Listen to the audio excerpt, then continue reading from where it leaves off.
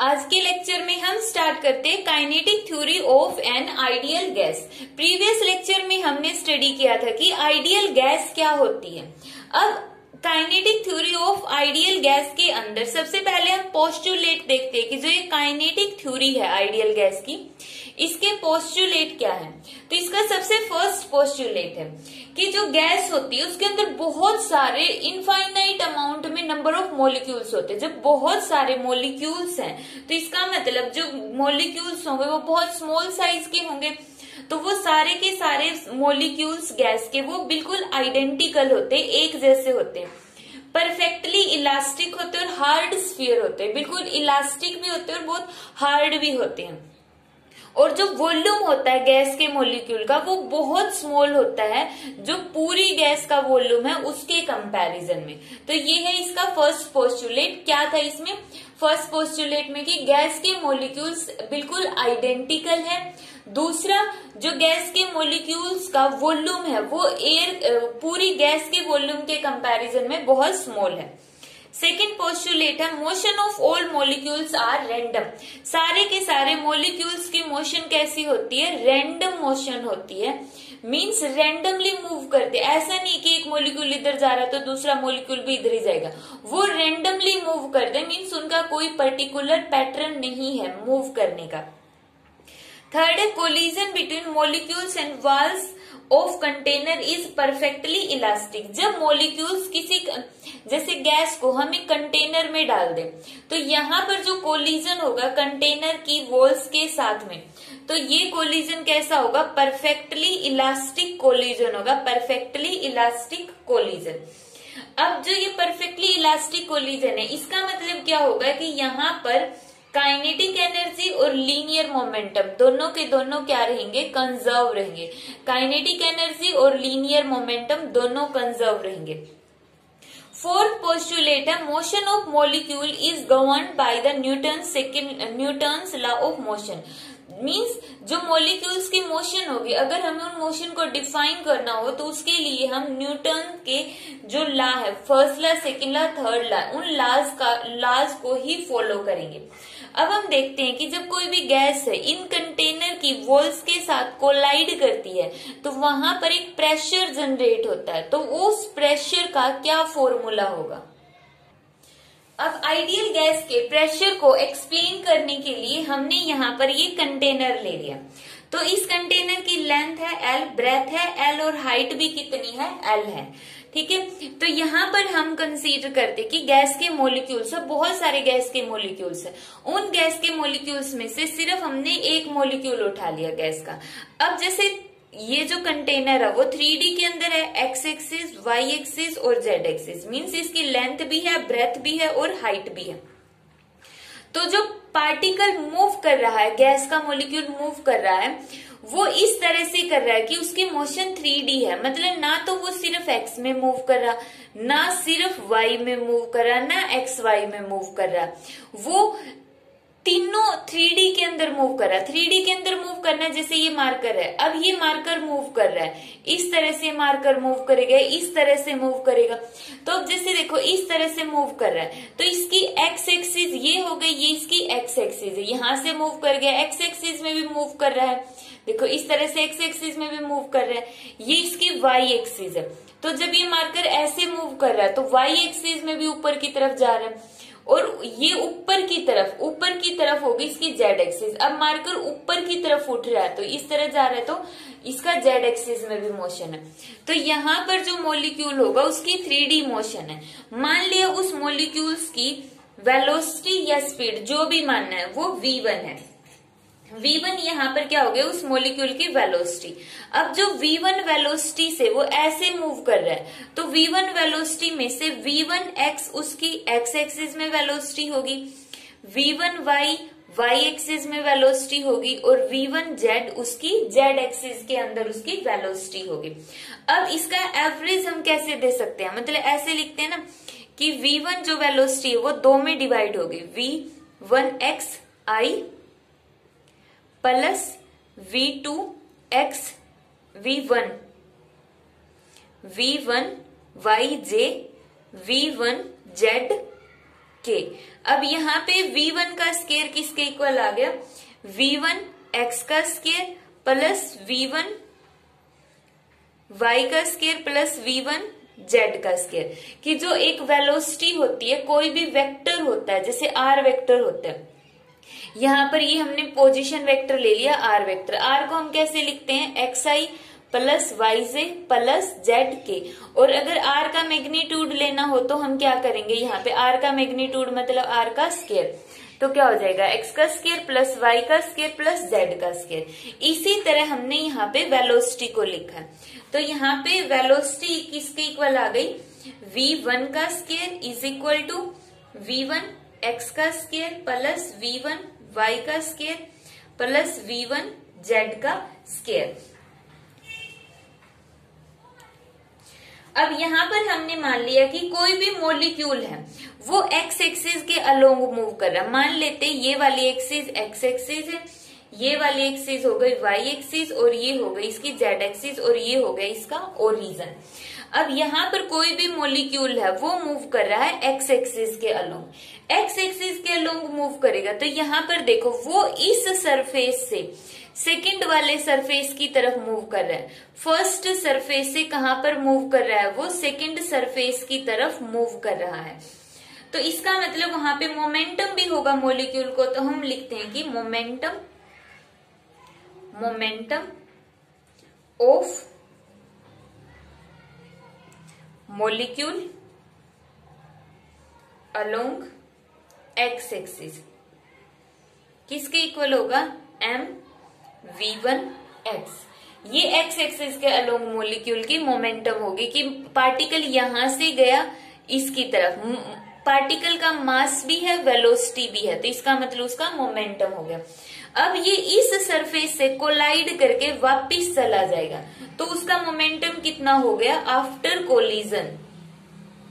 After collision momentum of molecule is कितना होगा, minus m v1x। Opposite direction में हो गया तो इसलिए हमने लगा दिया माइनस m v1x। तो यहाँ पे चेंज इन मोमेंटम कितना आया, change in momentum initial momentum minus final momentum. Change in momentum हो गया, ये था इसका इनिशियल माइनस फाइनल, तो यहाँ पे मोमेंटम आ गया ट्वाइस ऑफ m v1x। इतना मोमेंटम के अंदर चेंज आ गया। अब यहाँ पर ये देखते हैं कि जो गैस के मॉलिक्यूल्स होंगे तो उन गैस के मॉलिक्यूल्स के बीच में क्या होगा, गैस के मॉलिक्यूल्स के बीच में कोलिजन भी होगा। तो कोलिजन, तो सबसे पहले हम टाइम देखते हैं कि उन कोलिजन के बीच में कितना टाइम टेकन है। टाइम टेकन बिटवीन कोलिजन्स के बीच में कितना टाइम लिया जाता है। तो कोलिजन्स के बीच में कितना टाइम लिया जाएगा यहाँ पे, तो टाइम का फॉर्मूला क्या होता है, डिस्टेंस बाय स्पीड। डिस्टेंस कितनी है, देखो मॉलिक्यूल्स फर्स्ट सरफेस से सेकंड सरफेस की तरफ गया और वापिस से आया, तभी तो कोलाइड करेगा वापिस आते हुए। जब मॉलिक्यूल जाएगा और जाने के बाद रिटर्न बैक करेगा तभी वहां पर क्या होगा, कोलिजन। तो डिस्टेंस कितनी होगी, ट्वाइस ऑफ l, और मॉलिक्यूल की स्पीड कितनी है यहाँ पे, v1x। एक्स एक्सिस के अलोंग इतनी ही स्पीड है। तो यहाँ पर देखो कि फोर्स कितना लगा, कि कोई भी मॉलिक्यूल है जब वो कोलाइड कर रहा है तो फोर्स का फॉर्मूला क्या होगा, according to Newton's second law. Newton second law के अकॉर्डिंग फोर्स का फॉर्मूला क्या होता है, change in momentum divide by time. Change in momentum का फॉर्मूला आ गया यहाँ पे ट्वाइस ऑफ m v1x, तो ये फॉर्मूला आ गया f1x, और डिवाइड बाय टाइम का है ट्वाइस ऑफ l और v1x। तो यहाँ पे f1x का फॉर्मूला बन गया ट्वाइस ऑफ m। 2 से तो 2 ही कैंसिल हो गया, यहाँ पे 2 से 2 कैंसिल हो गया, तो बच गया m v1x का स्क्वायर डिवाइड बाय l।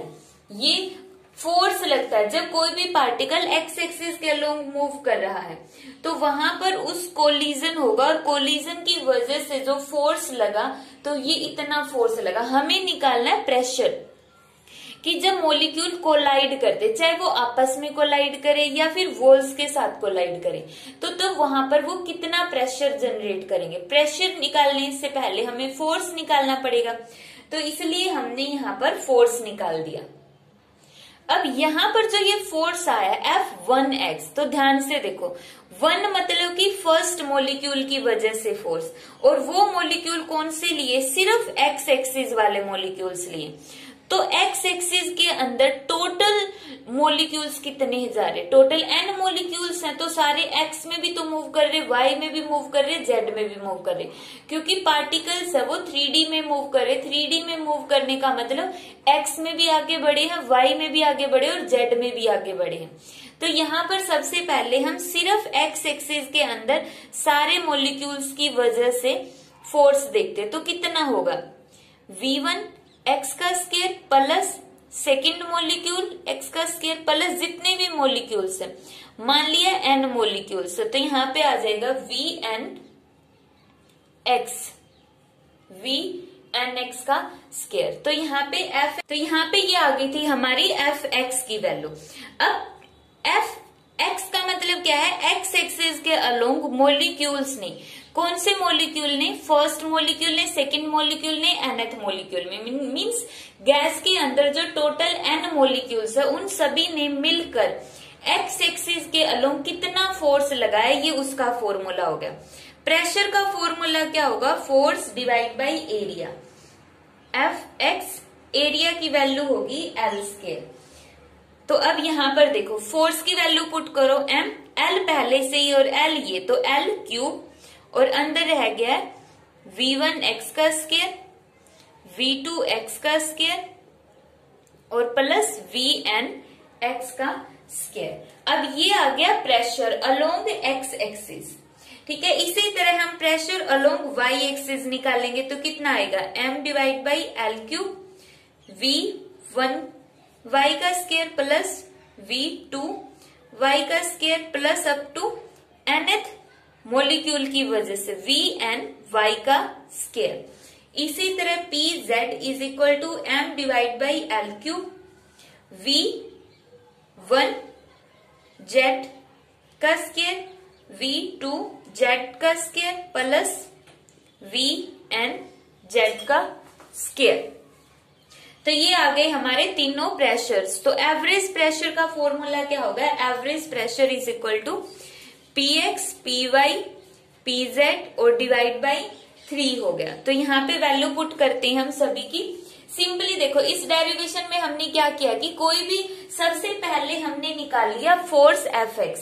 जब मॉलिक्यूल, पहला मॉलिक्यूल, फर्स्ट मॉलिक्यूल x में मूव करता है, फिर सेकेंड थर्ड, तो टोटल फोर्स निकाल लिया n पार्टिकल की वजह से, सिर्फ x एक्सिस के अलोंग n पार्टिकल्स के कोलिजन की वजह से वहां पे टोटल फोर्स कितना लगा, फिर हमने वहां से px निकाल लिया। इसी तरह y एक्सिस के अलोंग कि जो n पार्टिकल है, y एक्सिस की वजह से वहां पे टोटल प्रेशर कितना लगा, py निकाल लिया। इसी तरह हमने यहाँ पे क्या निकाल लिया, pz निकाल लिया कि z एक्सिस के अंदर जब n पार्टिकल्स मूव करेंगे तो वहां पर कितना प्रेशर बनेगा। तो हमने टोटल प्रेशर निकाला है यहाँ पे। तो अब एवरेज प्रेशर देखते हैं। एवरेज प्रेशर के लिए m, तो सभी के अंदर देखो क्या कॉमन है, m एल की क्यूब, ये रहा, px के अंदर ml की क्यूब, ml की क्यूब, ml की क्यूब, तो m l की क्यूब कॉमन ले लो, 3 पहले से, ये अंदर क्या बच गया, अंदर देखो यहाँ पे v1 x का स्क्वायर, यहाँ पे v1 y का स्क्वायर, यहाँ पे v1 z का स्क्वायर। तो इसको हम ऐसे लिख सकते हैं, v1 x का स्क्वायर प्लस v1 y का स्क्वायर प्लस v1 z का स्क्वायर। मीन्स ये वेलोसिटी आ गई, टोटल वेलोसिटी जब मॉलिक्यूल मूव कर रहा है, 3D में मॉलिक्यूल मूव कर रहा है। 3D में मूव करने का मतलब वो x में भी मूव कर रहा है, y में भी और z में भी, ये उसकी टोटल वेलोसिटी है।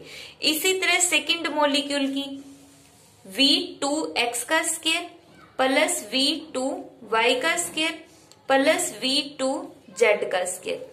इसी तरह थर्ड मॉलिक्यूल का और फिर nth मॉलिक्यूल का vn x का स्क्वायर प्लस vn y का स्क्वायर प्लस vn जेड का स्क्वायर। इस तरह से हमने यहाँ पे सभी मॉलिक्यूल्स की वेलोसिटीज को ऐड कर दिया। सिर्फ यहाँ पे डिफरेंट क्या था कि हमने सबसे पहले x1 वाले मॉलिक्यूल की तीनों वेलोसिटी इकट्ठा कर ली है। जब हमने तीनों प्रेशर वाली टर्म ऐड की तो जो फर्स्ट मॉलिक्यूल है उसकी x में, y में और z में तीनों वेलोसिटीज को हमने एक साथ करके लिख लिया। अब हम इसको ऐसे लिख सकते हैं प्रेशर को, pressure is equal to m divide by 3L3। First molecule की x में, y में, z में, तो इसको हम V1 का स्क्वायर लिख सकते हैं और इसको हम क्या लिख सकते हैं V2 का स्क्वायर, और इसी तरह इसको हम क्या लिख सकते हैं Vn का स्क्वायर। तो ये आ गया हमारे पास टोटल प्रेशर। अब हमारे पास टोटल नंबर ऑफ मॉलिक्यूल्स कितने हैं, n है। तो यहाँ पे देखो एक स्टेप लेना हमें कि n से इस टर्म को मल्टीप्लाई कर दो और n से इस टर्म को डिवाइड कर दो। n से मल्टीप्लाई करना है, n से डिवाइड करना है। स्मॉल m क्या था, एक मॉलिक्यूल का मास। टोटल मॉलिक्यूल कितने हैं गैस में, स्मॉल m। तो यहाँ पे ये किसका मास होगा, पूरी की पूरी गैस का, क्योंकि गैस के एक मॉलिक्यूल का मास है स्मॉल m। टोटल मॉलिक्यूल है n, तो n m क्या हो गया टोटल मास। उसको हमने रिप्रेजेंट कर दिया कैपिटल M से। और L3 क्या है, इसका वॉल्यूम, तो यहाँ पर हमने इसको पुट कर दिया वॉल्यूम। अब ये वाली जो टर्म है इसको हम मान लेते हैं VRMS का स्क्वायर।